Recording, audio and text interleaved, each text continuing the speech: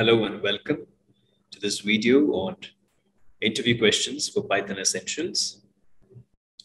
So today we will be taking a look at how to reverse the order of elements for a given list. Okay.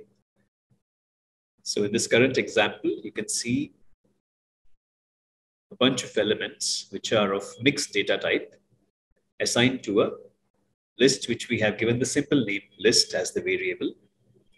All right. And you have a couple of strings followed by a float value, 7 and 16 as integers. There is another string and ending with a float value. All right. So let's try and see if we can rearrange this in the reverse order.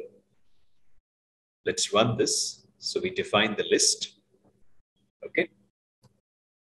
So in order to reverse, we can use the dot reverse function, right? The only thing is that we would end up modifying the list entirely. Let's assume we don't want to do that. Okay, so we'll create a new list which we assign exactly the elements of the list by making a copy of the list. Okay, so list.copy, which will give us list2. And list2 is the one that we require to reverse. Okay, so that preserves the original order of the list itself.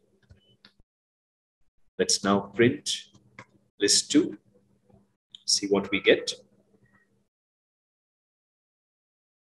So we have exactly these elements in the reverse order, right? Beginning with the float, ending with the string. All right.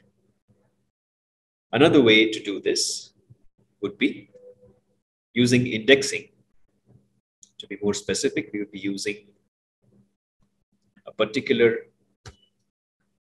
manner of indexing with 2 colons and -1. -1 would, for one, it will state that we are talking about beginning from the reverse indexing, right? And it also says we need to take it one step at a time.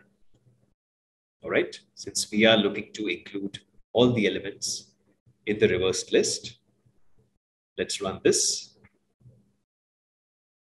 You can see once again, we have the elements reversed exactly from the original order given. Okay, so these are the two methods for reversing the elements of a list.